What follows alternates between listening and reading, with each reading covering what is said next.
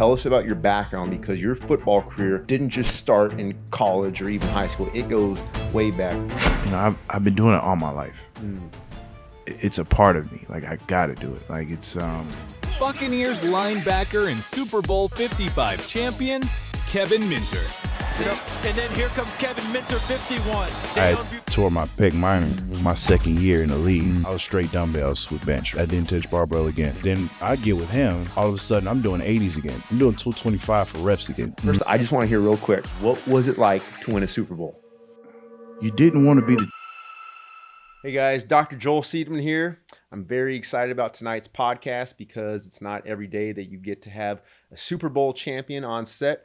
This is my co-host, Jonathan Moore, and special guest of the hour. As I said, Super Bowl champion, Kevin Minter. Hey, how y'all doing? Good to have you on the Thank show, you for coming, man. Absolutely, absolutely. We've been, it's funny because we've been training for a long time, and I've mentioned the whole idea and concept of having a podcast for a while. Right. And it's like finally come to fruition, and now actually having you on the podcast, it's kind of like the whole thing's come full circle, and it's a cool thing. Absolutely, man. It's, I can't wait for this conversation. Let's do it.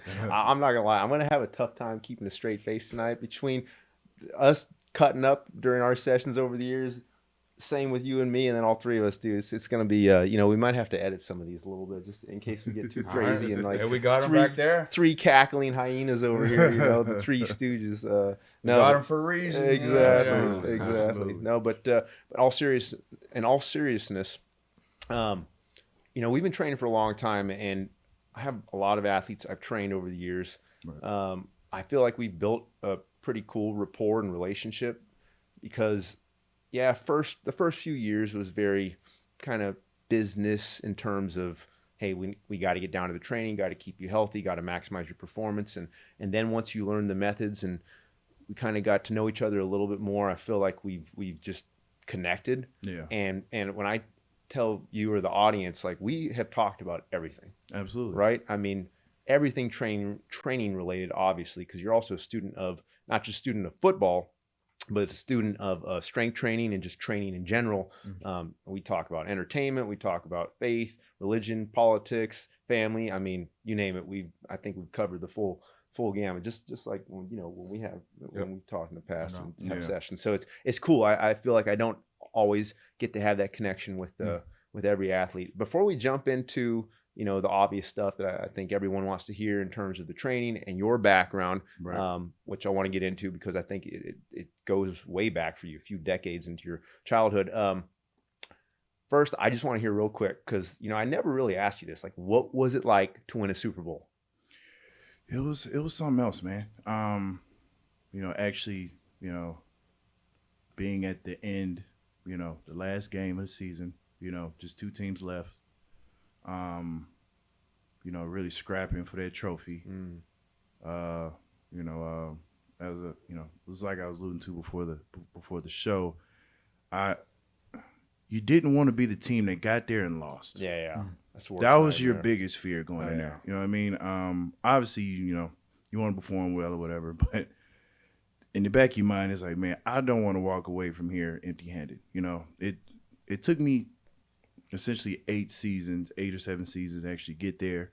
I'd been in the championship before in college and in high school and came away empty-handed, in both of those games. So I'm like, I got to get it this time. You're going to do everything possible. I got to, man. And tell people who it was with. It was with the Buccaneers. Oh, it was with Tampa Bay. Yeah. Obviously Tom was the quarterback. I was special teams captain. So it was yeah, that's right, man.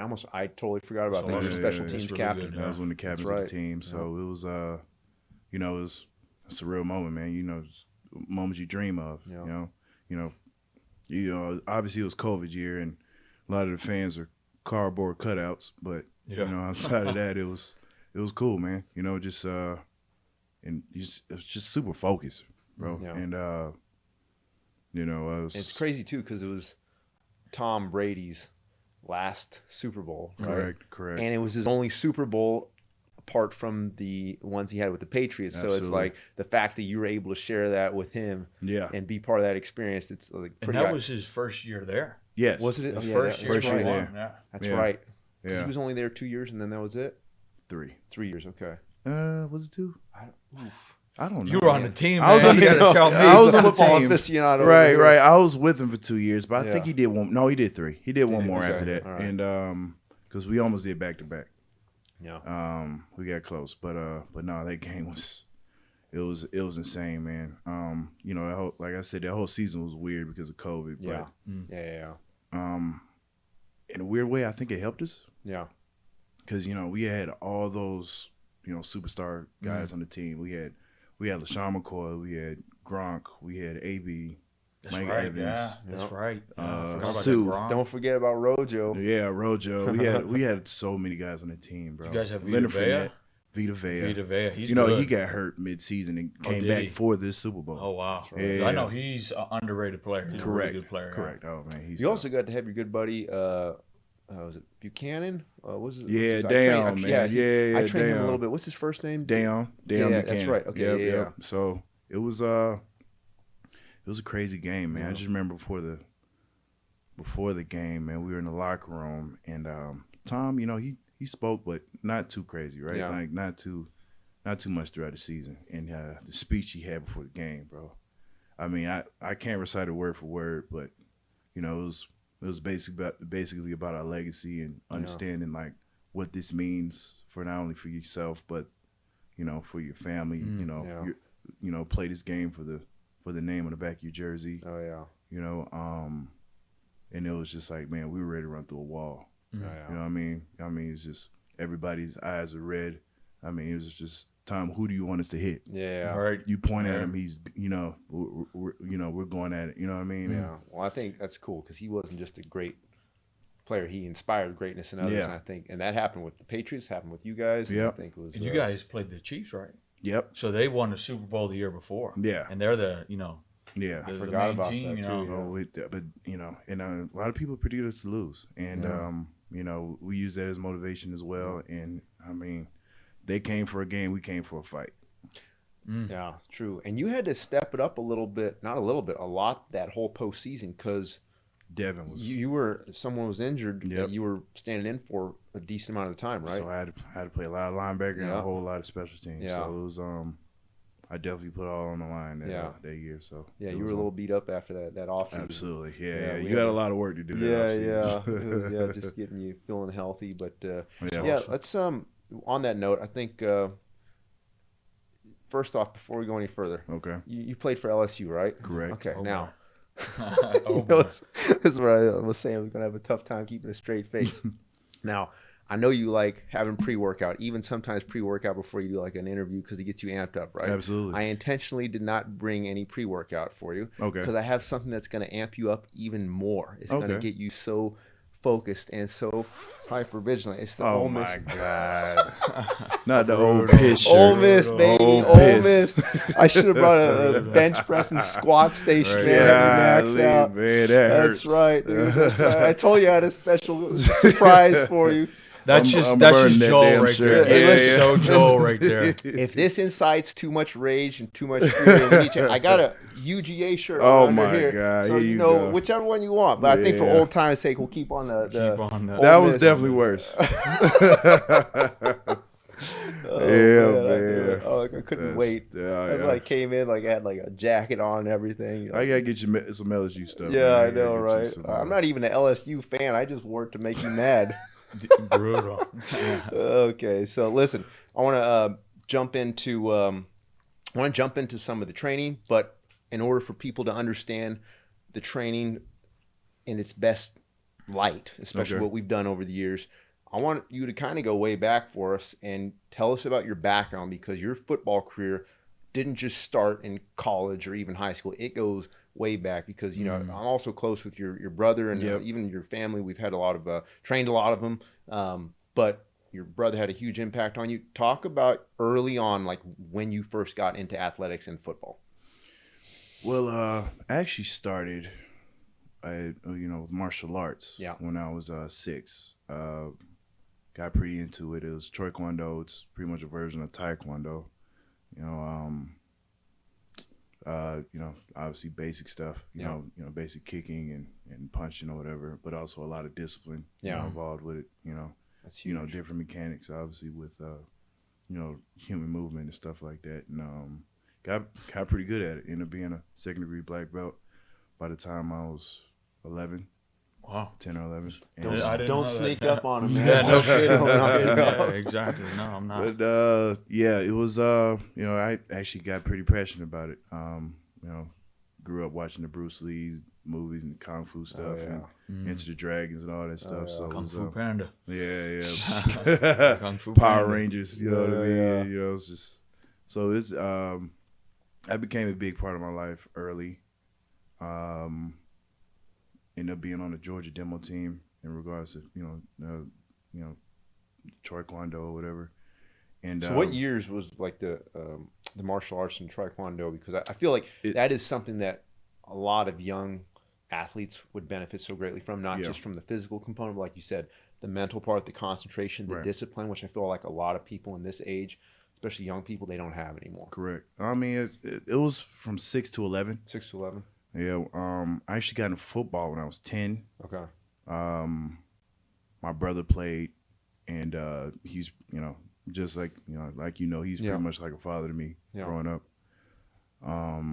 You know, helped raise me or whatever, and he was, you know, a great football player, great linebacker at Banneker High School on the South Side, and I always wanted to play, but you know, he wanted me to be ready physically, you know, to play. He didn't want me to start too early, because you know a lot of people that, you know, will burn out, you know, by the time they got to high school, you know. And in Gwinnett, you know, at the time you could start at like 5, right? And he was like, "Yeah, that's too early for me." So, you know, I went the martial arts route, and when I tell you Murray, because I know Murray well, we trained for quite a few years, and man, he had a game plan of game plans when it came to you. Absolutely. Like, and it wasn't just like, oh, I want to, you know, profit off my brother, or, you know, like, no, it was more like he wanted you to be successful for you. Yeah. And he knew that, like, what it took, and man, it was like, it was so meticulously laid out in his mind. Yeah. And it worked out. It worked out. I never realized how meticulous it was until I got older. I'm like, wait, you saw this happening. Yeah. You know what I mean? From the jump. Yeah. You know, because I've had a lot of one-on-one sessions with him where he explained to me some of the. Yeah, he talked about it. He did the martial arts on purpose. Yeah. He started me at 10 on purpose. You know, and it just, you know, at 10, you know, my body was ready. I was, you know, I got into it, got MVP my first year. You know, then I caught the bug, and, you know, I kind of just put martial arts down. I was like, man, I want to be all in on this. Yeah. And we started training in off seasons. You know, there was a training facility called QST back in the day, and I started doing just basic footwork stuff, and just, you know, I was all about ball, man. You know, calisthenics, you know, just trying to get my, you know, I want to be the guy on TV. Initially, it was all about getting college paid for, right? You know, I always had aspirations of that. You know, initially I was thinking about HBCUs. You know, that's all I knew growing up, because my mother went to Albany State, right? And so, you know, I was training for that, and you know, a lot of my little league coaches, they were HBCU, you know, grads or whatever. So that's all I thought about. And I don't know, little league is, you know, I was getting MVP like every year, man. It was I started to understand that. I was like, man, I might have a niche in this, you know, a real talent for it. That's cool. You know, and we started weight training probably about 12, 13, basic stuff. You know, my brother, he was always big on the bodybuilder type stuff, the Ronnie Colemans, and we've had so many great conversations about the old school bodybuilding stuff. He used to have me sit down and watch the Ronnie Coleman old videos. You know what I mean? Like, nothing but a peanut. Oh, bro, I was watching it at 12, 11. You know what I'm saying? Because he just wanted me to focus on the technique of it and just understand. And the intensity. Yeah. He wanted me to have that same type of passion with, you know, weight training or whatever. You know, it didn't take much for me. You know, I wanted to do everything he did. Oh, yeah. You know what I mean? So I was into it. I wore the same number as he did. You know, from high school, I wore 53, you know, all the way to high school. And he helped manage you, right? It was, I mean, but he was like essentially not your agent or manager, but he unofficially was your entire career, right? Yeah. I mean, he's my dad, man. You know, you know, I used to tell him that all the time. Yeah. Because, I hardly knew mine really. So it was just my mother, she didn't necessarily put it on him, but he kind of just took the mantle. Like, and my mother always appreciated him for being that guy for me. That's great. So, That's awesome. yeah. So he, and my sisters, they made they played a big part too, it's like I had a house full of parents. Yeah. I was the youngest by far. The closest one to me was probably about 15 years older than me. Yeah. So we it was when I got in trouble, Yeah. the whole house got on my butt. So it was awesome.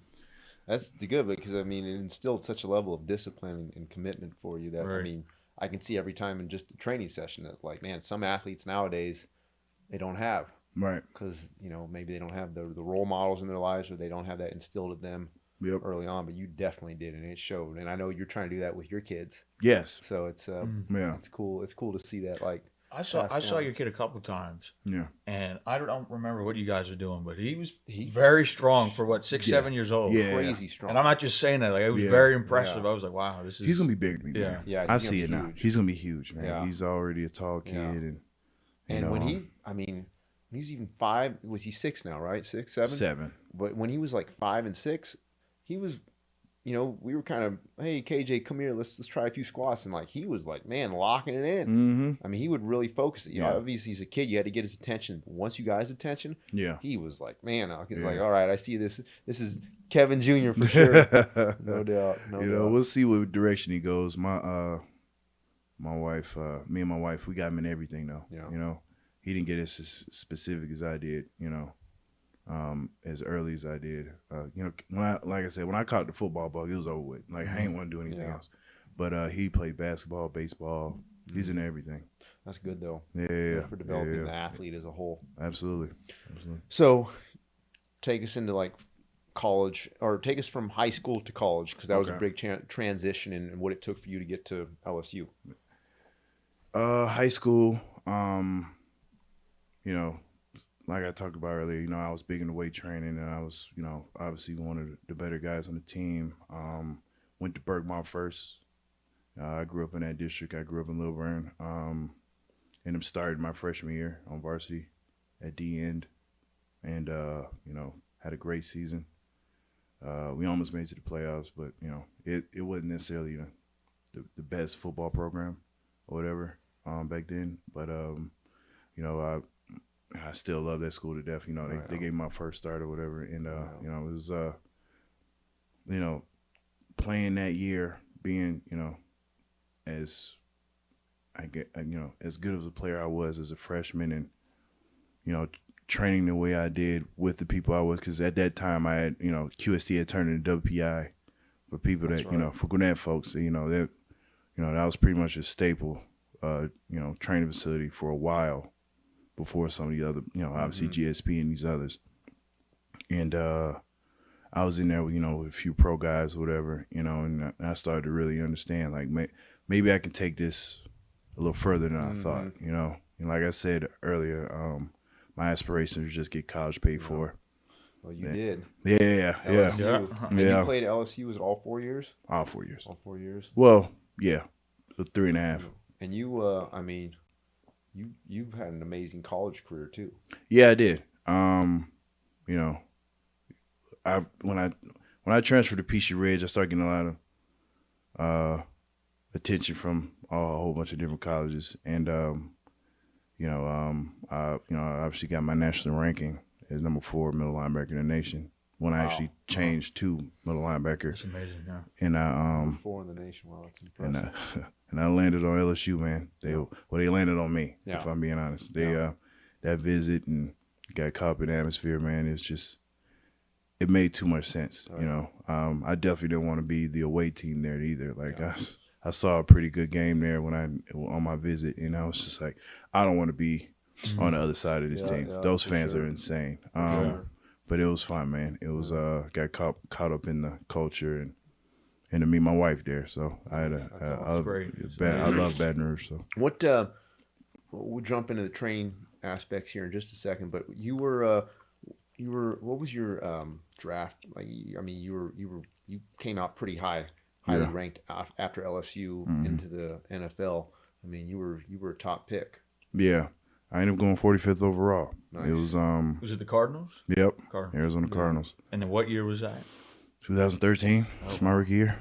Yeah, it was you know, they always say the rookie year's the longest year of your life, but well, the longest year of your career. And they that was an understatement. You know, between combine and pro days and all that other stuff, and OTA, rookie minicamp, then OTAs. Yeah.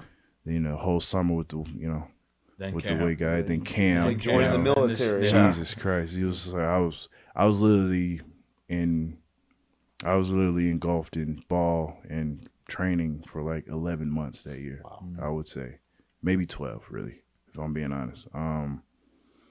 But it was you know, it's definitely different from college. You know, you know, college, you kind of, you know, you were kind of wrapped up in the pageantry and you know, and you know, you really bleed those colors. You know, really kind of understand when you get to the league. You know, it's definitely a business.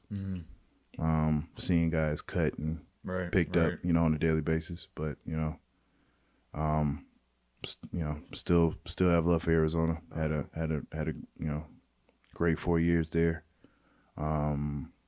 I dealt with a couple of injuries, but you know, it was. I want to talk about some of that stuff, and in fact, I think this is a good segue to kind of start talking about the training. And I actually want to circle back at the end and talk a little bit more about football, and we'll intersperse it in between. But I want to come back to that. Okay. To some of the differences and you know, between NFL and college, and even some of the differences you see like nowadays between the NFL 10 years ago and now. You're like a walking encyclopedia of football knowledge, just because the experience you've had.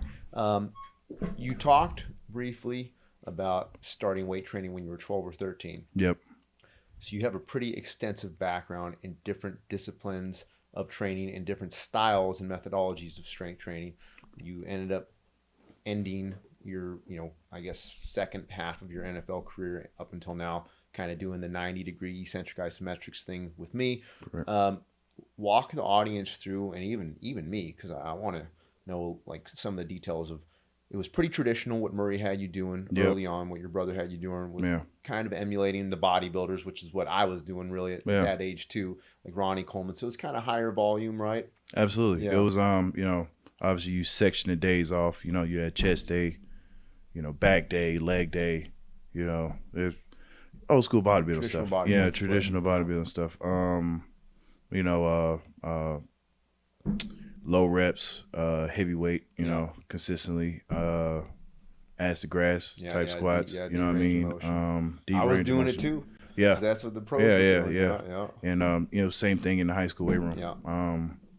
You know, it actually kind of built on top of what my, you know, Murray actually had me doing. So, power cleans twice a week, squat 3 times a week, you know, bench 3 times a week. You know, it's, you know, then you do some stuff with auxiliary, but nothing crazy. But everything was heavy, and you max every 4 weeks type deal. So it was just even talking about it's like, whew, you know what I mean? I really put my body through it back then. But you know, you're young, you know what I'm saying? You can get away with that, right? Yep. And that's what you know. That was always what coach would say. You're young, just put more weight on. You know, exactly. You'll be okay. LSU. Was very Olympic weightlifting dominant, correct? Snatches and, you know, split jerks, you know, that type of deal. Tommy Moffitt was big on, you know, that old, you know, Slavic, you know, Russian type, European type, you know, lifting or whatever. And he was kind of in the same, you know, mindset as far as like, you're young, just load up the bar. You know, whatever happens, you know, and just keep going. Well, especially with you know, high level athletes when they're young. Yeah. You can get away with that and you can do some pretty impressive stuff. And in most cases, you know, to his defense, you know, he had to put weight on guys. No, you know what I mean? Even, you know, I wasn't necessarily one of those guys. I was one of those, you know, I actually came in pretty strong because I actually did weightlifting. Well, competitive weightlifting in high school. So, but, you know, he kind of fell in line with what I was already doing. So, it wasn't a big transition for me, you know, going from there to college. And in the pros, you know, they would have their heavy days, but a lot of that was more maintenance.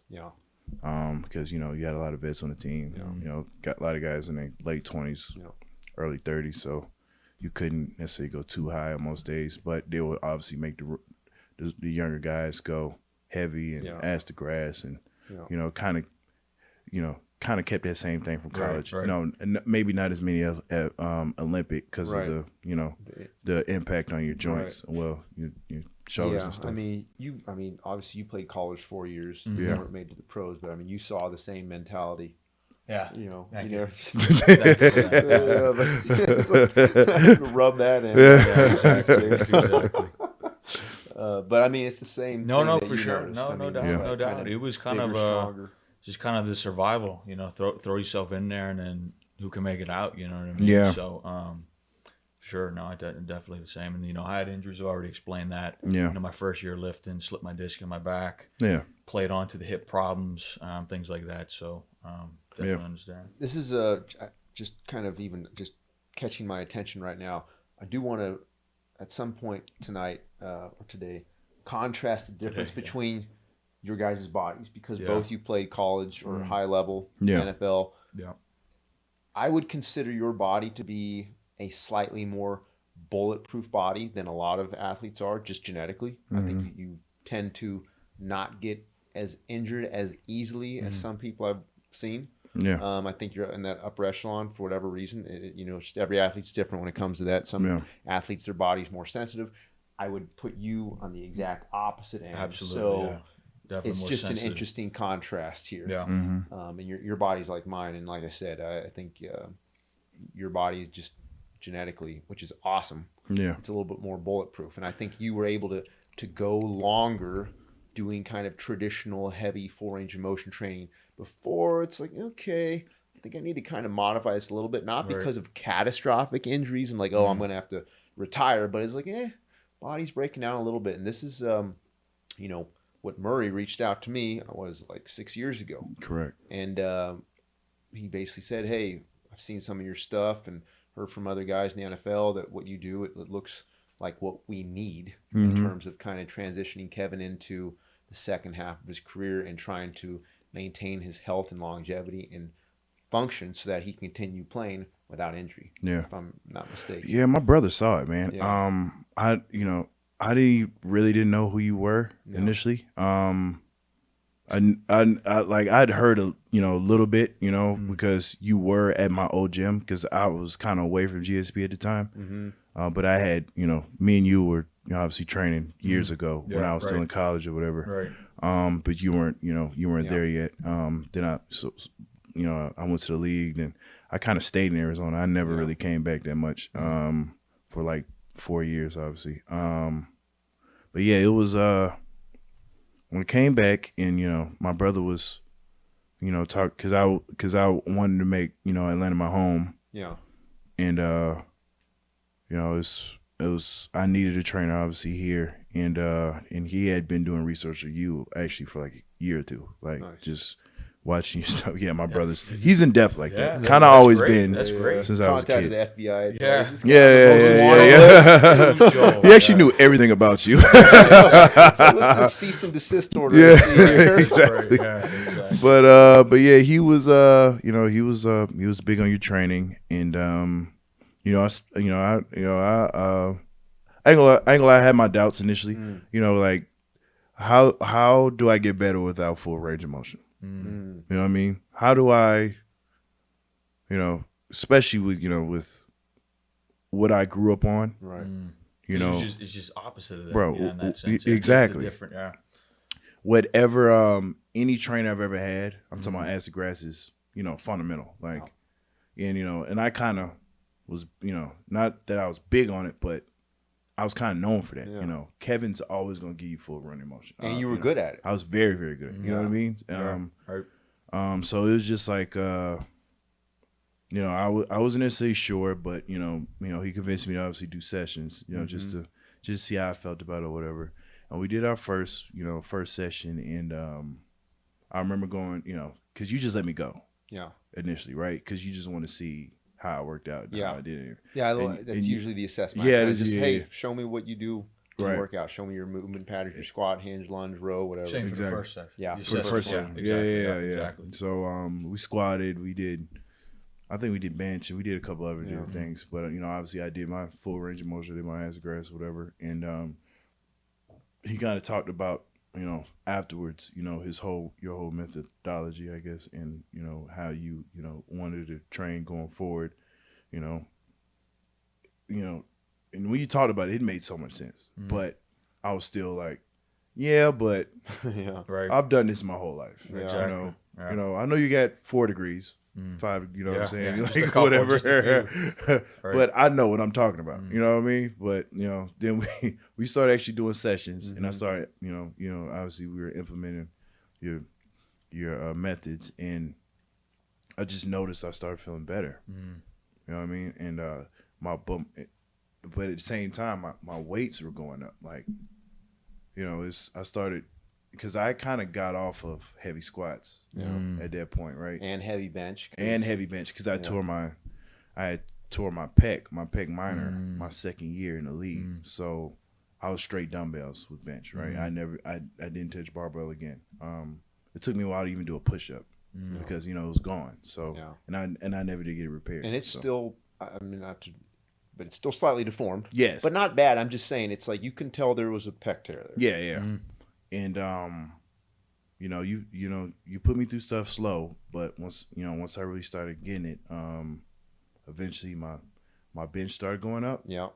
Which was crazy because we also were able to start doing barbell bench press. Right. Which was like, at first it's like, nah, we're not doing barbell. I was like, okay. Like people don't understand. I was doing 40s, like for rep, and like really sweating, like when I used to be, with my teams, wherever team I was on. With the dumbbells. With the dumbbells, just doing 40s and 50s and it hurting.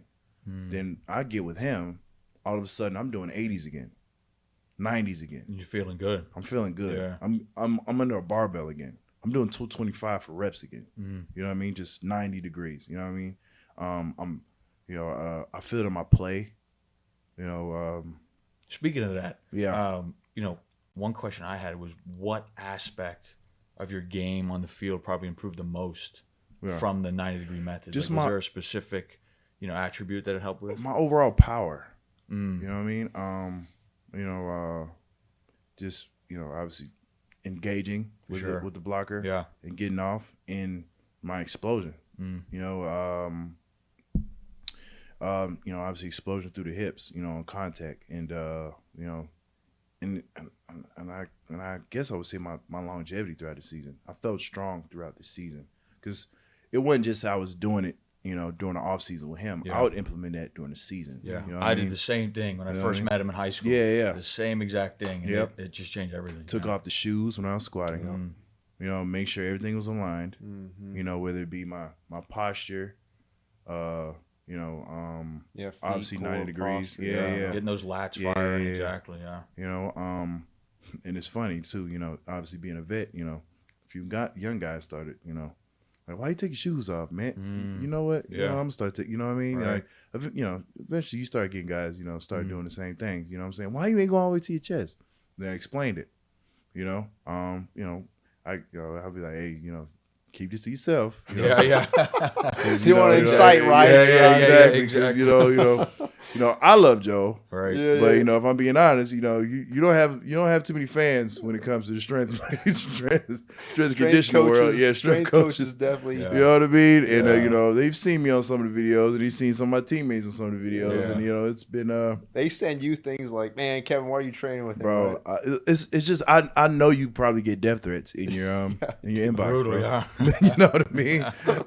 That's hilarious. It's because he's really impacting, people, the whole ideology of old school strength training. You know what I mean? Like you're challenging that, and you're pissing a lot of people off. You know what I'm saying? And but honestly, once you really understand it and implement it into your programs, it makes too much sense, man. And we talked about that, all the time. It's just like I just wish I would have started it earlier. It's just interesting though, because like you've told me this so many times where you've had coaches contact you, your strength coaches, man, why are you training with it? Like almost mad about it. Oh, like, upset, not mad. they're furious. That's so funny. But if I saw you, let's say like, after we'd been training, and I saw you go back to training full range of motion, I wouldn't be like angry about it. I'd be a little like disappointed, thinking like, okay, I didn't do my job, because obviously 90 degrees in my opinion works better. So it's like, okay, he went back to, I've never had that happen, to be honest. But like, if I saw that, I wouldn't be like enraged and like contact you and just be like, Kevin, like, what are you doing? Like, it amazes me something about this industry. And I don't know, you know, the methods, 90 degree stuff, it really incites anger, not just in coaches, but even like traditional weight training guys, you know, whether it's fitness enthusiasts. Pride's a hell of a thing, man. Yeah, it really is. Pride, I think it is. No, there's just, I've always done it this way, and I'm gonna keep doing it this way. Anybody I teach is gonna do it. It's funny though, because you were kind of doing, you were hating on Joe, obviously not. But I'm saying that's how you train. Like you're just explaining it. This is how I do it. This is how I've done it. And it's just amazing that change. You go in the NFL now, you're giving small clues. Bro, I thought some of those younger guys. Joe was crazy. You know, until I actually got into, until I actually started doing it, man. I was like, bro, I feel good. I'm benching again. You know what I mean? My weight's going back up on squat. You know what I'm saying? I feel powerful on the field. You know, I'm feeling more explosive, and just, I don't know, man. It's you know, I'm sorry. Well, yeah, I know, right? Exactly. But it's you know, that's the thing. As people often say, like, oh, I'm such like this amazing marketer or marketing genius and business genius, which is the only reason I've been able to get this whole 90 degree thing to stick, and that I'm a charlatan because of my business skills. It's like, no, I'm actually pretty, I wouldn't say lousy business person, but like, I don't rely on business skills to get clients or athletes. I rely on the results, and I don't even try and push like, oh, this is it, like you got to do it this way. I kind of explain to them, like I explained to you, the methods, and then, hey, let's try it.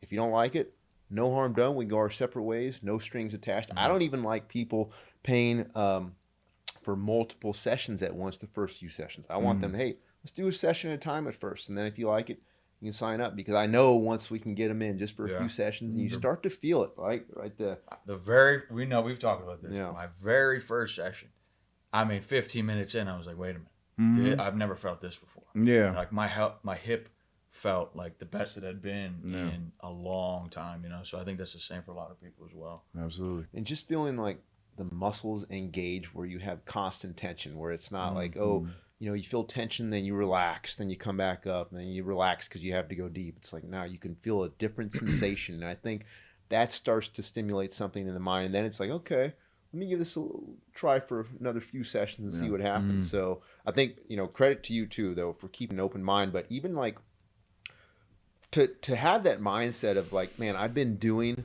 a certain training regime and method for 15 years or longer, and to all of a sudden have someone tell you like, hey, we're going to switch it and do it differently. Like athletes, especially pro athletes and especially football players, you guys are creatures of habit. Like you have a routine, and you don't want people messing with that unless something either needs to be changed substantially, or unless something different comes along that really had to convince you, because it's like, to change, you're going to have a good reason to. Yeah, we don't like change. No. Especially if you know you have someone's success on the field. I'm doing exactly what I did last offseason. And I'm I'm doing exactly what I did in season. Like I might came this far with it. Yeah, I came so this it's far like, why should I change? Absolutely. Yeah, I remember I trained D'Angelo Hall for his I think it was the year before he retired, and I remember him telling me, like, during our assessment, it's like, so you're basically telling me like I don't know how to lift. And he wasn't being like arrogant about it. He was being honest, and I was like, I remember at the time, in my head I had about 3 seconds to answer. I'm like, well, not necessarily, but let me, like, you know, I had to. But that's exactly what you said. Exactly. That's what I said. Yep. That's it. Yeah. But you got to be tactful about it, and you got to let the athlete buy in based on their experience, not based on what you're telling them. That's why I don't try and push too hard. It's like, hey, if the methods work, they're going to speak for themselves. And if they don't work, I'm going to be out of business in a few years. So, you know, there's only so far you can. And that's the thing when someone's a charlatan, it's like eventually it gets exposed, and eventually they go out of business. That's why people. And I'd like to add, you know, obviously we know the methods, the truth in that, the impact it has. But just a quick side note, you're probably one of the hardest workers that I know. Like Joel is one of the hardest workers that I know. So, you know, just in terms of his success as a trainer and what he's done with the methods. It's not that it happened in one night. He works day in and day out. So I think that's just something people should know as well. For sure. Well, yeah, the hard work, which, I mean, I think to be great at your craft, football, it's that dedication and a lot of hours. I mean, same thing for school. Perfect practice. Perfect practice. Frequent perfect practice. That's right. Because it's like that frequency, right? It's not just perfect practice, but the hours and repetition that you have to put in, which you know better than anyone. But yeah, I mean, it's I think we've been going on 7 years now, and I do want to go over some of the injuries that you've had. Okay. It was fortunately, or I don't want to say fortunately, but no injury is fortunate. But we never had any injuries, no substantial injuries when we trained together. But you did have the pec tear that we always had to look out for. We'll get more into that and how we were able to work through that / work around that. But even like some CTI, concussion issues, head trauma. I mean, this is an interesting topic. I don't want to dwell too long on this because it's not my area of expertise. There are true experts on this, but a lot of football players, I don't think, realize once they stop playing football or they retire that they do have some form of traumatic brain injury or head trauma that they just kind of got used to. But then you get diagnosed. It's like, man, some stuff happened, especially if you put in the amount of hours and years that you did on the field, right? So explain. You also play middle linebacker. Yeah, linebacker, right? So just the contact, is a lot. So as many car crashes with contact, right? Yeah. I'm having to take on, pulling guards, guys, 330 run at you, at 4.8 speed, you know what I mean? Yeah. And I got to spill the block, Right, exactly. So it's just, I mean, you can understand, like, there's some damage there, and, a lot of guys, like you said, don't want to talk about it. And, we're pretty big on the next play mentality, just, it is what it is, just keep going, and, just I've done some evaluations after I was done, just going to different doctors just to just see what's going on under the hood, and different tests, and just there's cloudiness there. You feel it a bit, but you don't know until you know, and this obviously there's only so many tests you can do, but it's playing middle linebacker in the league, it has its implications. And you get used to being off. Correct. Right? It's like, maybe this is just well, normal. you know how to maneuver in it. You know what I mean? I had to, because at the end of the day, it's, I'm still a quarterback of the defense. You know what I mean? I got to call everything. I got to, it's, I got to be able to work past that, if I want to stay in this league, So it's, it's, you kind of become like a blunt instrument, right? Like just, whoever I got to run through, I got to run through, and whatever I got to call, I got to call. It's whatever. Whatever it takes, sure. Whatever it takes, I'm staying on this field, though. Yeah. Well, whenever I saw you play, I was like, man, this guy puts his body on the line. Yeah. Like you really did. But that's what it takes, though, right? Yeah. It's this is a man's game. Yeah. It's fans. It's obviously a fun sport to watch, but it takes a lot to want to do that. Because you got to want to. Yeah. It can't be just something like you do casually. Like, and you can't second guess. I gotta want the contact. I gotta run through it. That's that's wild. It's wild. But I mean, you also paid the price a little bit. Yeah. But I think it was worth it, if I'm not mistaken. I wouldn't have wanted to do anything else in my life. Yeah. Like I said, I saw my brother playing when I was young, and I knew like 5 or 6, 7. Like that's what I want to do. Yeah. I want to be on TV. So. I mean, I saw you work through some of the concussion stuff and head trauma, and it took time, but we were still able to train. But like we had to modify things a little bit. And now that you're healthier, but it's not like you're ever going to be perfect. But you've been able to adapt and adjust, and you're still able to train really hard, relatively speaking. We're not going to try and intentionally set new PRs, but we do want to maximize health and function. And then, hey, if you do get stronger, you do gain muscle, and you do PR just because it naturally happens, so be it. And that has actually happened with you on some things because your body, especially muscularly, has gotten so much healthier and stronger. You know, the concussion stuff, I'm sure that's going to be something you have to deal with indefinitely, but I think it is gradually getting better. Yeah. But even some other injuries that you've had to deal with, like we talked about the pec thing. I want to talk a little bit about your spine. Okay. Because like under MRI, X-ray, all that stuff, I mean, it shows you've got some spinal damage too. Yeah, I have a herniated disc in my back and in my neck.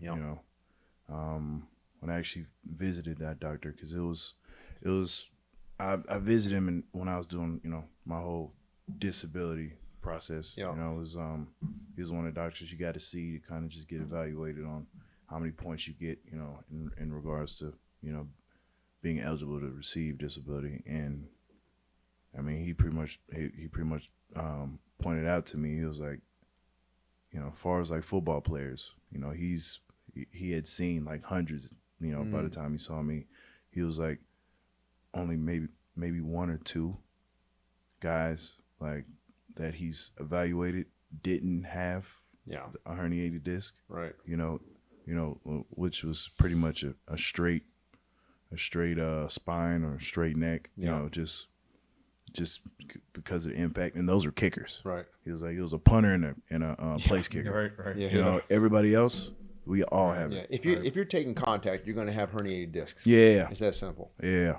And honestly, if you train hard and heavy, which pretty much any athlete now has to, you're going to have herniated discs. Yeah. This is this thing I think a lot of people understand. It's like, if you have herniated discs, which is going to be the case for most athletes, training through these large ranges of motion, which inevitably you have to sacrifice optimal spinal alignment and spinal stiffness. Like, that's the worst thing you can do for your spine. Yep. Yeah, losing that tension. Yeah, man, it's just crazy. I mean, imagine some of the things we've done. You know, you set your posture, and if I said, hey, go deeper, it's like, man, I'm going to have to sacrifice my posture, and I have a herniated disc. Like, something could blow. Something has to give. Something has to give. In the form, and then could lead to and injury. Maybe it's only 0.01% chance that something gives, but if you do hundreds of reps over the course of a year, you are going to blow something out. Eventually. It's going to happen. Yeah. And that's never happened to you when we've trained, because it's like you have kept everything dialed in because you have to. Yeah. And I think that's probably one of the reasons why you were convinced on the training methods, because you felt like you could continue training hard, continue to push the intensity without your body breaking down. Yeah. I think that if I had to guess, because a lot of the athletes I trained, especially guys who've been playing 3, 4, 5 years in the NFL, I think that's a big selling point. It's like, wow, I can actually train hard, I can lift hard, I can push heavy weight, I can maximize the intensity, and I don't feel beat up or destroyed or like I'm injured when I walk out of the gym. Because that's what you really want to do, right? Like I want to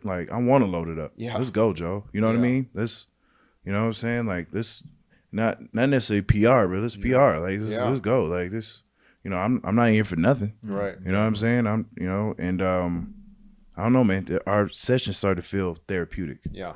You know, it more so, it was more so feel good sessions rather than, you know, just I'm coming out here barely walking. You know what I mean? So. No, I think what you said, it's therapeutic. Yeah. That's something that I've always emphasized. I think any good strength and conditioning coach or trainer does emphasize as well, or they should, is that as hard as you can train and as hard as you should train, it still needs to feel therapeutic. Yep. If it's not therapeutic, you're damaging your body. Yeah. And it doesn't have to be lightweight and low intensity sessions to be therapeutic. In fact, some of the most therapeutic modalities are insanely intense, like the 90-degree thing. Because even with body weight or lightweight, which we've done plenty of times just for activation purposes, it's like, man, you do a few perfect reps of 20 pounds doing a squat hold with 90 degrees, like me, you're sweating your brains out. You're squeezing so hard. Yeah. So it's the therapeutic thing, I think that's the key. And I want more people to tune into that. And I think when your body has been through it like yours was and has been, you can tune into that therapeutic stimulus maybe a little better than your typical weight trainer or strength coach who's never really put their body on the line. And for you, it's like, no, I need to feel good because I have to be able to perform. Well, when I really got into the method, it started becoming an exciting feeling. Like, I can really just push this, bro. Yeah. Let's do it. Like, Joe, get the weight, man. Yeah. That's, you know what I mean? It's a good feeling being able to train intense, right? Absolutely. Train heavy. Absolutely. Without feeling like, man. You feel good. Yeah. You know, when you come out of a workout, I know for me, when I come out of a workout, if something's bugging me, I know I did something wrong. Yeah. I know something was off and I did something wrong. Well, now I know. Exactly. You know, dealing with them. You know, before that, you know, I thought I was supposed to drag my legs out of it. Exactly. You know what I mean? That's we don't have a wheelchair service. Yeah, exactly. Bring the wheelchair you know what I mean? On a bench day, I'm supposed to be, you know, barely able to scratch the top of my head. You know what I mean? That's what I expected, right? Yeah. Then dealing with you, I was like, I'm walking out of here. Even though we pushed it, you know, we might hit 500 on squat that day. Yeah. And I'm walking out of there, and I'm still able to go to Target and run errands and stuff like that. Like, and you're ready to sprint. I'm ready to sprint. Yeah. Like the next day. And that's the thing with proper training. Like your body is always at high level of function. Yeah. It's never like, oh, I just blew myself out. I'm going to need, you know, a week off to peak, and then I'm going to have to deload things to peak more. It's like, no, if you got to do that, something's off. Yeah. Something, yeah. So, no. And it's crazy. I didn't know that was wrong. You know what I mean? I'm supposed to drag out of here. Yeah. Like, Joe, you're wrong. I'm supposed to drag. You know what I mean? That's awesome. I love it. Yeah. Speaking of, I want to get to the bench press topic a little bit more because like, it's been cool to see. Yeah. I think you know what I'm talking about, especially over like the last year. And as you mentioned, we don't intentionally try to like max your weights or like, oh, muscle building is all we're worried about. The number one goal is health and longevity and muscle function. And then the other things, they do take care of themselves. You do gain muscle. I want to talk about lat activation for a little bit here. Okay. Because a lot of things that we've mentioned here, from posture to bench press to even the squats, the lats play such a substantial role. And that's something that you struggled with at first. Yes. Honestly, like the first year, even two. Because I think you were very trap dominant, very shoulder dominant. Your shoulders were always elevating and kind of protracting. And, you know, when you take that many hits in football, I think that's the natural kind of default position your body tends to move into. And you kind of have to reprogram that and retrain that in the nervous system. But you've become better and better and better at finding your upper back and lats. And I want to talk about some of the implications that's had on your other exercises and your body mechanics. Well, I didn't know I couldn't feel them. Yeah. You know, there are exercises, you know, you talk about rows. It was more so just throw the weight up, you know, when you know, heavy, you know, top rocket as you much know as what I possible. mean? Just get it up. Let's go. You know what I mean? 90 pounds, 80 pounds, let's go. You know, didn't realize I wasn't really using my lats, you know, even though that was literally the point of a row, right? And, you know, pull-ups, you know, I'm jerking, you know, it's a whole jerking motion. I'm struggle with pull-ups. Struggle with them, Big right? time. When we first started, like strict pull-up wasn't happening. Yep. I was looking for you to push me up, you know what I mean? Like, Where's the band? Where's the band? Forget the band, man. I got the torch out. Yeah, exactly. I'm getting them up there, man. The trampoline. Exactly. Yeah. But it's just like, you know, once we got into the training and, you know, we started implementing, you know, the whole thing with the posture and the posture of your neck and, you know, the 90 degrees and, you know, really holding the movement and slow eccentric, you know, I started to feel them more, like really like understand, like, you know, there's a burn there. Like, wait, I haven't felt this before. Yeah. You know what I mean? Like, it was like, what is this muscle? Yeah. You know, it felt foreign. It felt foreign, right? I know, I did for me when I first started. Yeah, and you know, it's such a big aspect of your training, like lat activation, because it literally, you know, you can apply it to everything. Right. You know, it applies to pretty much every exercise. Well, it should be a big aspect because it's like that's how you maintain proper posture. And right. anyone in the industry understands posture is important. Yep. So it's like, all right, if you can't find your lats, you can't have good posture. If you can't have good posture, everything breaks down. And you said something that I think was very, very accurate about how the eccentrics, those slow eccentrics, allowed you to feel it and find it without me having to force you to like, oh, there it is, Kevin. Like, no, go farther, tuck your elbow more. It's like, yeah, I'd give you some small cues, but it's like set your posture, control the eccentric, now find the movement. Yep. And that's the key. That's the key. A lot of people don't understand. It's like your body will give you so much feedback. It'll give you more feedback than any coach will ever be able to give you, but you have to know how to tune into it, and that starts the posture. And that was another thing with your training. You were so big on listening to your body. Yeah. And, you know, it wasn't just do the workout and shut up. You know what I mean? Like I was kind of grew up on, you know, just, you know, do what's on the paper. Yeah, just do it. You know what I mean? And I'll see you tomorrow, you know? But with you, it was more so, you know, it felt like you would always gave me what my body needed. And you always preached about listening to it. Like, you know, and when I really started understanding what you're saying and, you know, obviously being slow with the movements, getting your posture right or whatever,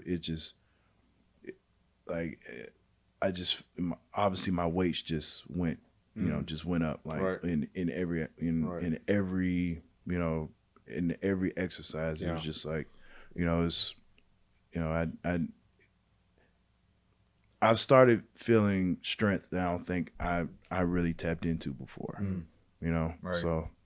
Yeah, no, I mean, it's, and I've got to see that happen. It was very cool. Cause, you know, especially the first few months and even the first year, like we obviously, you know, you made great improvements, but I think that's the thing for every person, for me, for you, it's like, this is not just you reach a goal and it's like, oh yeah, I finally perfected my movements. Like, no, you'll never perfect it, but you get closer to perfection. Just when you think you've got it dialed in, you got another layer of perfection you can reach. And just when you've hit there, it's like, man, you can go farther. And I think you've experienced that. And as a result, your weights and your strength and muscle mass has continued to go up. Yeah. Even though we're not chasing that, but it happens if you continue to fine tune your form. It's the nature. And then it's therapeutic. Yes, so you get like, there's no negative. It's all a check mark to it, right? I'm stronger now than I was before I tore my pec. Yeah. And it's literally still not there. Right. You know, which is insane to say. Yeah. You know what I mean? Well, yeah, let's talk about the bench press a little bit, because your bench press, like you said, when we started training, it was like 50-pound dumbbells. And I remember Murray was like, hey, he's got to be real careful with this pec thing. Like, he can't go heavy. He had a torn pec. I'm like, okay, I get it, I understand. You know, so we started to push the dumbbells a little bit, and then you started to feel more comfortable and confident when we get 60s, 70s, and all of a sudden, I think it was after about the first year, or into the first year, all of a sudden you're hitting 80s. It's like, no pain. And then I don't know if I mentioned it to you. I probably did, because in my mind I was like, okay, he can bench press with a barbell if he does it perfectly. And I think you guys started to, you know, we built enough trust that I mentioned it, and we all agreed, hey, let's try it with 135, see how it feels. I was like, no pain. All right, let's put a little more on. I don't think we ever went much past like 245 when you were, you know, playing, because we had to be smart. But you're now benching 315 for reps, which is crazy. I never thought that was going to happen. Yeah. Even given the methods, I just didn't think that was going to happen. Bro, I'm like, yeah, I mean, it's like what I've been saying the whole podcast. Like, bro, just load it on, man. Let's go. Yeah. You know what I mean? It's, I like you said, I can't believe I'm doing that with bench now. You know, I definitely thought, yeah. I mean, I remember when I got my second opinion about my pec. It was from Dr. Andrews. For those who don't know, he's pretty much a renowned surgeon down in Birmingham. He pretty much he's done almost everybody's knee. That's right. You know what I mean? I went to school at Stanford. Yeah, okay. So I've heard of him before. Yeah, that's right. Yeah, he's a legend. Down the road. Yeah, he innovated the whole ACL thing using the PC hamstring type deal. Yeah. So he was my second opinion when I was, you know, talking about, you know, whether I should do the surgery or not or whatever. And he pretty much told me, he was like, I mean, if I'm being honest, I mean, you really don't need it. You know, just do dumbbells for the rest of your life and you'll be fine. You know what I mean? Just as long as you can do a push-up, which I eventually ended up being able to do. Yeah, I think you struggled with that too. Yeah, I struggled with that for a while. But when I eventually got that, and, you know, he was like, bro, you shouldn't, you know, what's the point of going over 40 anymore? You don't have to do that anymore. Yeah. 40 on dumbbells. Yeah. Just, be happy with that. And then I started, you know, obviously dealing with Joe, and, you know, we, you know, we obviously started with the 40s and 30s and whatever. And when I just kept getting more and more comfortable. And like you said, eventually, I mean, I'm 315 for reps, and I'm still trying to go up. Let's go, Joe. 120s on dumbbells. Yeah. And it's insane because I wasn't even doing that in college. I wasn't even doing that. Right. You know what I mean?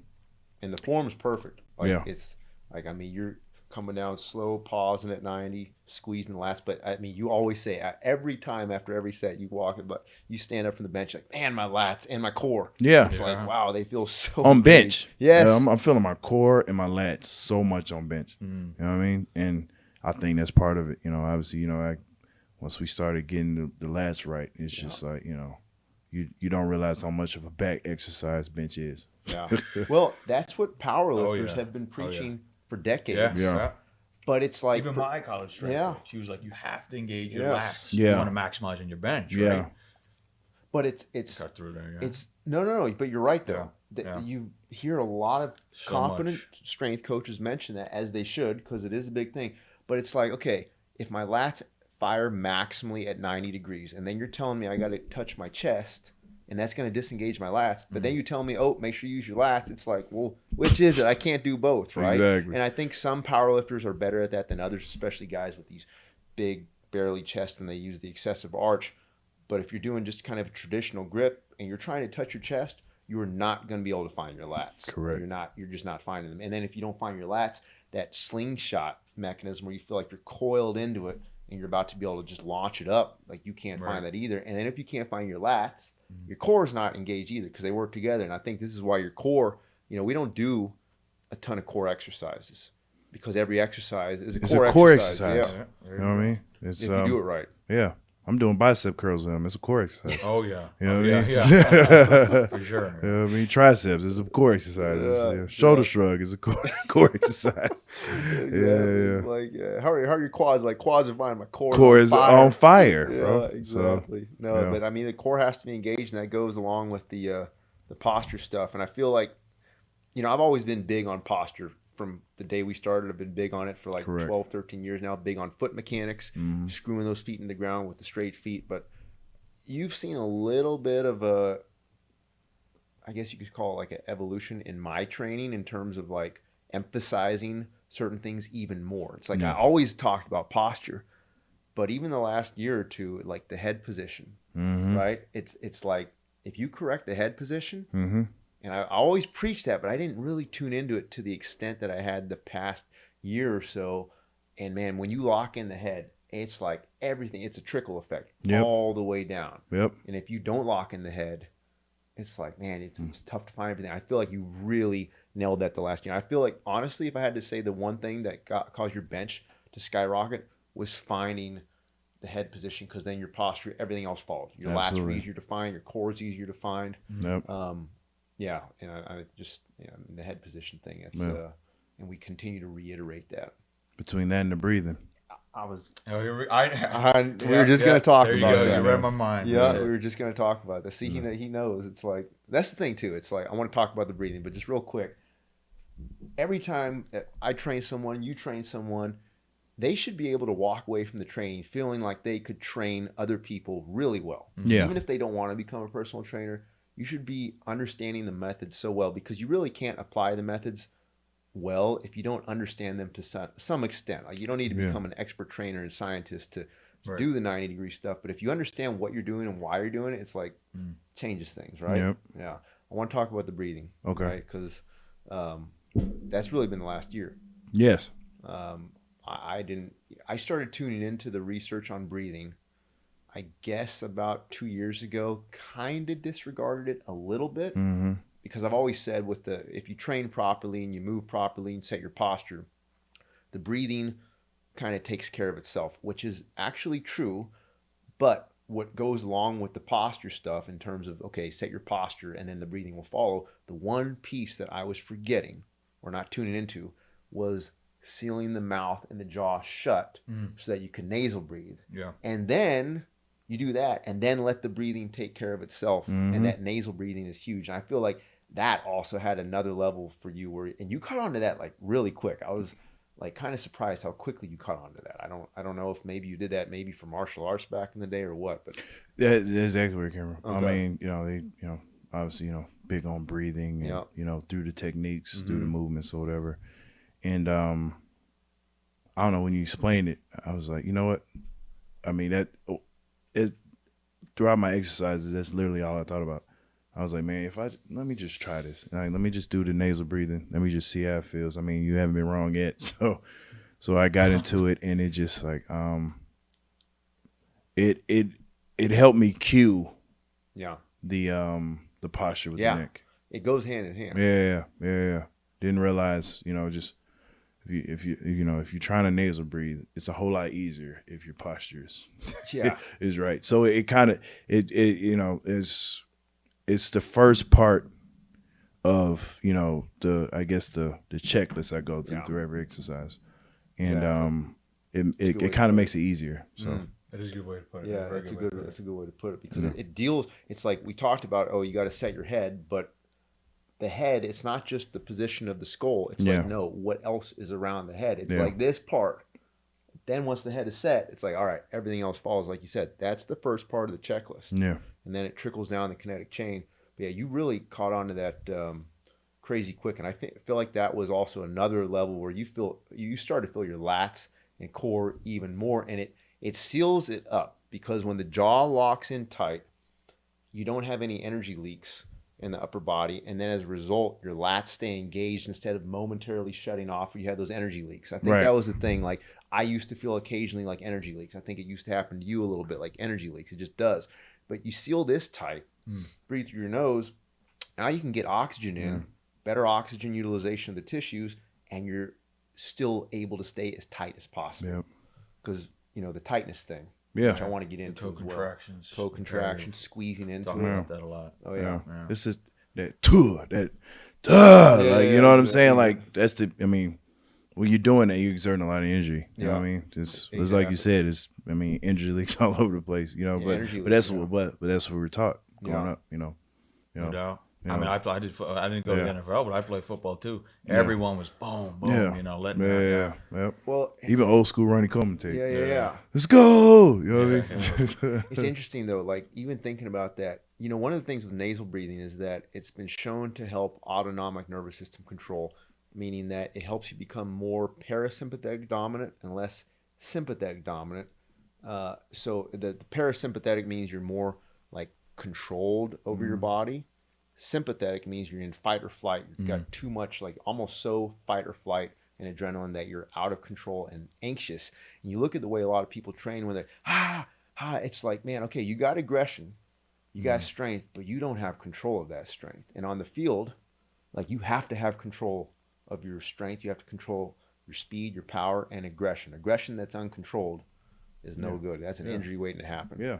So I think the nasal breathing really helps you like keep aggression and produce even more force, but you're really like in tune, like almost like a Zen state, if you will, like martial arts. Yeah.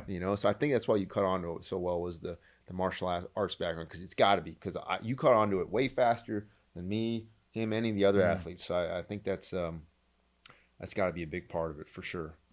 Yeah, I want to talk a little bit about, we continued to mention this, but the squeezing component, which is co-contraction, as you mentioned, that's where you're basically kind of pulling into position rather than just letting gravity pull you down. Like on bench press, you're using your back to squeeze into it rather than just letting gravity kind of bring the weight down for you.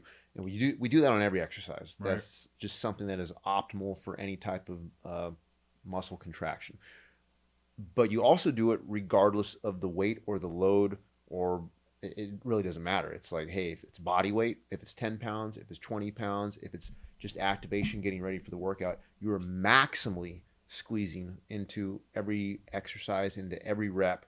I want to talk about that for you because your body has a tendency to, especially when you travel a lot, it kind of can reform and get a little bit tight because of all the injuries you've had.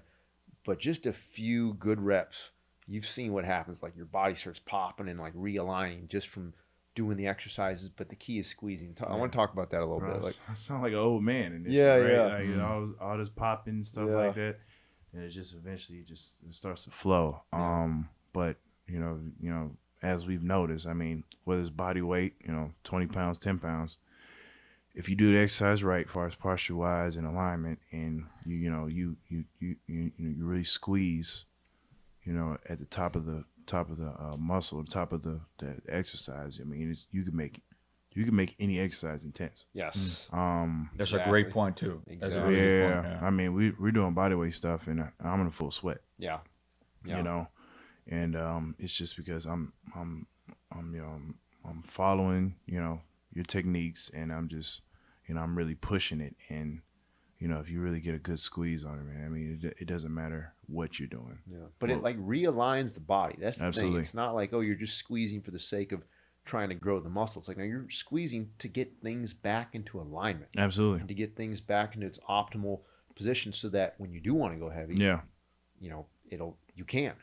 All of a sudden you're feeling different muscles. Yeah. You're feeling stuff adjust. Like you said, off of long road trips, man. I mean, even in the air, you don't know how. Even if you're not driving, it doesn't. You don't understand or really get it until like you're in the workout. Yeah. And all of a sudden, like I didn't even realize, I was, my back was off. Yeah. In a lot of instances, like it's just with cabin pressure and actually sitting for a certain amount of hours or whatever. Right. Especially those small seats, and you're a big guy, bro. It's and it's like I'm fine getting out of the plane. Right. I think I'm fine coming back, but then we start doing start to work out, and all of a sudden everything is just pop.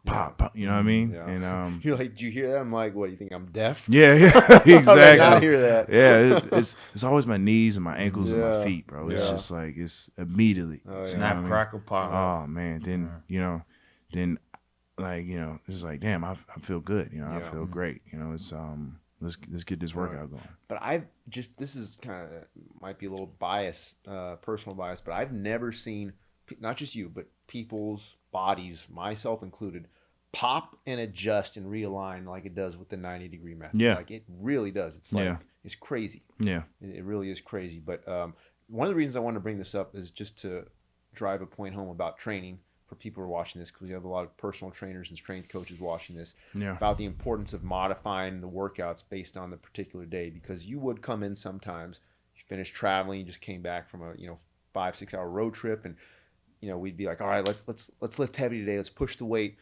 And then I would see, okay, things are a little bit off. You'd say, this is feeling a little tight here. And then we would completely rearrange the workout and modify things. And it in no way, shape, or form resembled what we had planned for that day, but it's what your body needed. So instead of maybe doing a heavy barbell workout, it's like, all right, let's do some light dumbbells and get everything moving properly so that the next workout we do, then we can load it up. And that's how a workout should be, right? Yeah. It should adjust to the athlete. Yeah. It shouldn't be just what's on the paper. Yeah. Which we as athletes we've grown accustomed to. Just right, do it. Program, regardless, it's the program, bro. And when you but every athlete's different. Everybody's different. Yeah. You don't know what that particular athlete has gone through in in different games or whatever. So it only makes sense, right? I mean, I know we're talking about it now, and it's it probably sounds like of course you're supposed to, but a lot of programs don't do that. Yeah. And when we within our sessions, man, you were always pretty good at noticing. And obviously I gave you certain cues too, but you would notice like, man, maybe we should adjust it. Maybe we should get certain stuff activated so that this man can, Well, it comes back to sense of feel, because I'd be like, okay, how's everything feeling? Yeah. I'd be like, oh, something's a little off. Yeah. And then you give me more feedback. And then this wasn't just like a one-sided decision. It never is. It's like, hey, ask the athlete, how are they feeling? And it's like, hey. But I had to get better at that. You did. Yeah. Because, we're kind of programmed just to, let's, it doesn't hurt. Yeah. You're just being a punk. Yeah. Let's just get get through the workout. Yeah. You know what I'm saying? Yeah. Do what's on the paper. Exactly. And so I had to get better at telling you exactly what's going on with my body. Right. And also, it's almost like you get numb to it, right? Like there's certain numbness to it. Like I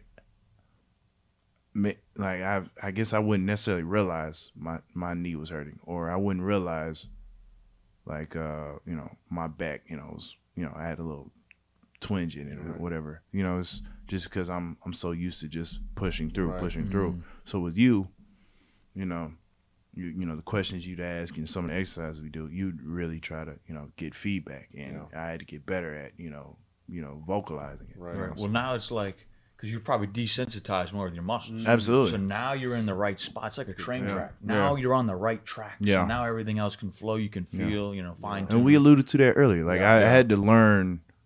I essentially had to learn my body. Yeah. Thought I knew it. Because you were relying on coaches to tell you what to do. Right? Hey, rely on your body to tell you how to do things. Yeah. Soldier. Yeah. You know what I mean? Do what I'm told. Yeah. No, for sure. I think, like you said, that desensitization of pain. It's like now you actually kind of want to be somewhat sensitive to pain, but also have a high pain tolerance. Yeah. Because you got to be tough. Yeah. It's a gray area you got to play in. It's a gray area, yeah. Like you definitely, there's some research showing you do want to have high pain sensitivity. In other words, like when your body feels something is off or you're doing something wrong, like you want to be able to make the adjustment because your body's giving you that feedback. And if it's blunting those pain receptors, it's like, that's not necessarily a good thing. But I think you've definitely gotten better at that. And I think, I have to get better at that for my own workouts, but I think as trainers, like you said, it's also dependent on the trainer. They need to do a better job of asking the athlete, hey, how's your body feeling? Not just, hey, here's a workout for today. We're going through it no matter what. We've talked a lot about the training. Kind of one last piece that I want to just ask you about, like, why do you still like training like an athlete? Because that's a big thing for you. You keep saying, like, hey, I'm not playing anymore, retired, but I want to train like an athlete. I like the feel of, being in that optimal shape. Like I can go and, get a few tackles, or, I can get dropper coverage. It's, between you and doing some of the, field work with Earl, Coach Earl, it was, I've been doing it all my life. And that type of intense workouts, it's a part of me. Like, I got to do it. Like, it's it makes my it's hard for me to get going if I'm not, just, pushing my body to certain certain levels. And it's I tried the whole Lifetime or LA Fitness thing and go in there and get on the cardio equipment and go in there with everybody else, both legs type deal, you know what I mean? Just but it my body didn't respond the way I wanted it to, and it just always it was weird. It's like I felt like something was missing. Those type of workouts have been such a big part of my life. Well, I think a lot of athletes feel like once they end their career, like that also ends the workouts. Like, nah, if anything. And that's what I told you. That's what I tried to kind of it's almost like you rebel against it. I turned my alarm completely off. I'm gonna wake up whenever the hell my eyes open. That's when I'm gonna wake up. I'm gonna eat what I want. I don't care fast food. Because I was on such strict diets. I had such a crazy routine. As far as like waking up early and doing work. Whether it be working out or doing something for recovery. Whether it be IVs or cold plunges and contrast with with that and or like cupping, and I've done a little bit of everything. Dry needling, Chinese acupuncture, kinesio tape. I mean ART, the list goes on. Like, but it was all within a day, and so it's just like having that be gone. Like I said, I try to rebel against it. I tried the whole normal workout thing, but it just it didn't fill that void. I needed to get back to what I do. I need to grind, pull the cones out, coach. Let's or whether it be in the weight room, let's put some weight on. Let's let's load the bar up. So but I think that also is there's an element of that. It's because you are healthy that you want to continue. Just about to say that. Right? You're feeling good. Yeah. You're just like, oh, why not? Why can't I do this? And Why I've already not? programmed this so long. So exactly. Why not? Right. Why not? Yeah, if you're feeling beat up and it's like, man, I'm retired. It's like, and I don't want to do the weight room again because every time I go to the weight room, my body hurts. But it's like, hey, every time I go to the weight room, my body feels better and I'm getting stronger. Like, why would you want to stop that? Yeah. And honestly, I got kind of scared, man. I've seen my coaches. I've seen old players. You know what I mean? I've seen the guys that, just fell off a cliff as far as like working out and stuff like that. And all of a sudden, their back starts to hurt. And that knee injury to crept back up on them. You know what I mean? Like all of a sudden they, that turf toe from year 4. Now they're feeling it again. You know what I'm saying? And now they start the painkiller thing. It could be a quick spiral downward. It's a kick spiral. You know what I mean? Yeah. And a lot quicker than you think. I noticed that a bit. When I wasn't lifting as much, and I told you that when I initially came, when I did come back, I was like, I'm feeling my back. I'm feeling my, stuff I've never felt before. Before then, I didn't even know I had hernias. Right. So didn't realize those with us with the workouts that we were doing that it was keeping a lot of the injuries at bay. Because the muscle's so strong around. Right. And your alignment's so good. You know what I mean? Well, I think you're locked in. Yeah, that's the thing. I mean, I think a lot of people need to realize everyone and anyone really can train pretty intensely, even with injuries. Yeah. But you have to stay on top of it for the rest of your life. Yeah. It's not like, oh, I've got it now, I don't have to work out. It's like, no. Yeah. You're going to feel pretty crappy the day you stop training properly. Yeah. And it's like, okay, if you want to feel good, keep training hard and properly the rest of your life. Yeah. The day you stop. And also, just when it comes to activation, you don't have to do activation for an hour. No. Yeah. Activation would be 5-10 minutes. Boom, I set my body up for the day. Yeah. So like, even if you don't want to do like super hard workouts, you can still fix your body. By just fine tuning, doing the activation. Yeah. And then with that, you can do those hard workouts as you still want to do. Absolutely. So that's great. Question. I got 2 extra questions for you, Kevin. Okay. So what was your favorite play? I mean, any time during your football career, and why? I always want to know that. Favorite play. Yeah. That's a tricky one. I'm not sure if I have one. One that stands out. It's like, okay, you ask him a question. It's like, okay, you got 9 years of film footage to go through in 5 seconds. Tell us what it is. That's a good question. That's in the league or college or any. I guess just off the top of my head, Texas A&M, LSU, Johnny Manziel. Oh, Johnny Manziel. Okay, wow. Yep. That's cool. My one and only pick. Was against him at A&M? Wow, yep. That's awesome.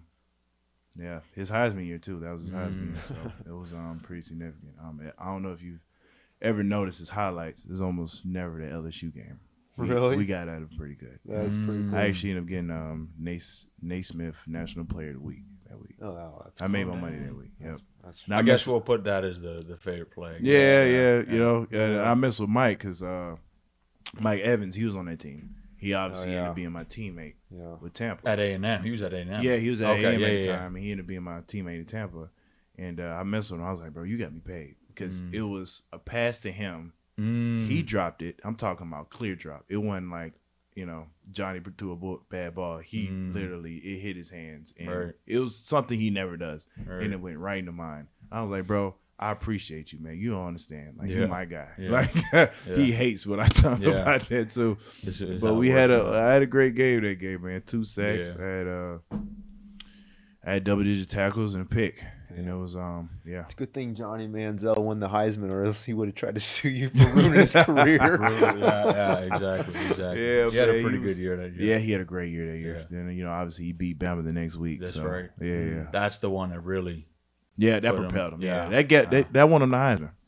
Yeah, for sure. Yeah, it was Alabama. They were really good then, so. Did he beat him there? Didn't he beat him there? I think so. Yeah. If I remember correctly. Yeah, that was his Heisman moment. This is where I should step out and let you guys. Yeah. I remember this. It was like middle school. I think they beat Alabama. Yeah. And then my last question, my favorite player of all time, he's the one that got me into playing football, is Michael Vick.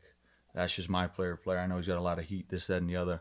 He's done a lot of great things since his stuff. But I know you played him. Yeah. I think his last year in Pittsburgh. Yeah. I just want to know what that was like. How was that experience? Yeah. That was actually his. That was the last game he played. Last game, yeah.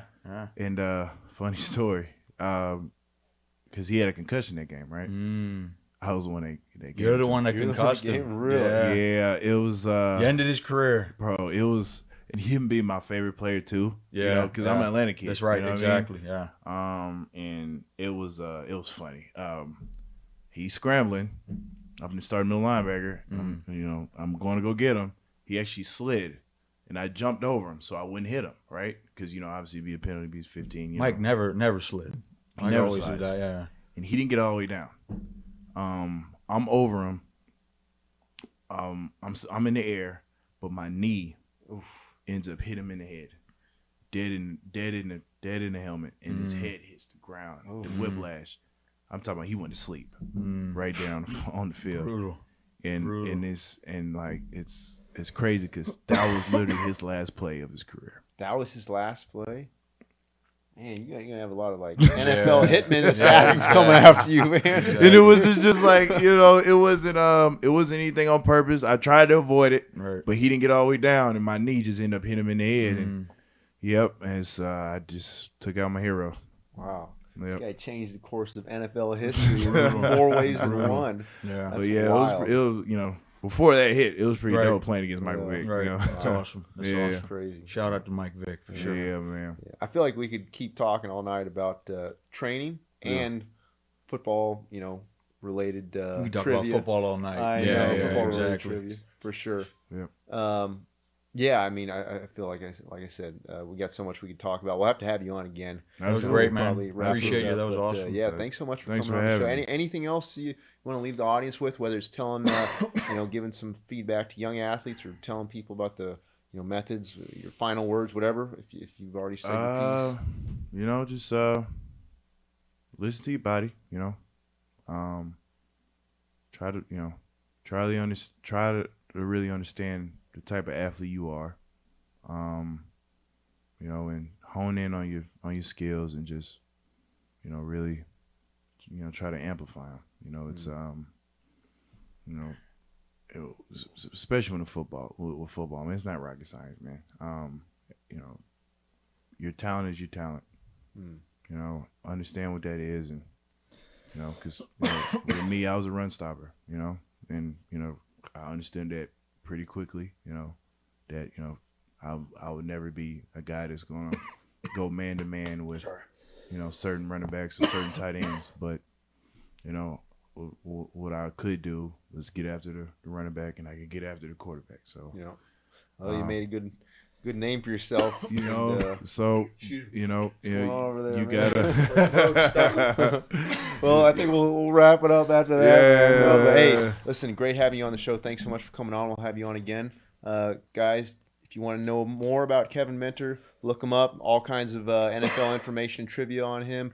Kevin Minter, thanks so much for being on the show, and that's a wrap. Thanks, guys. Thank you.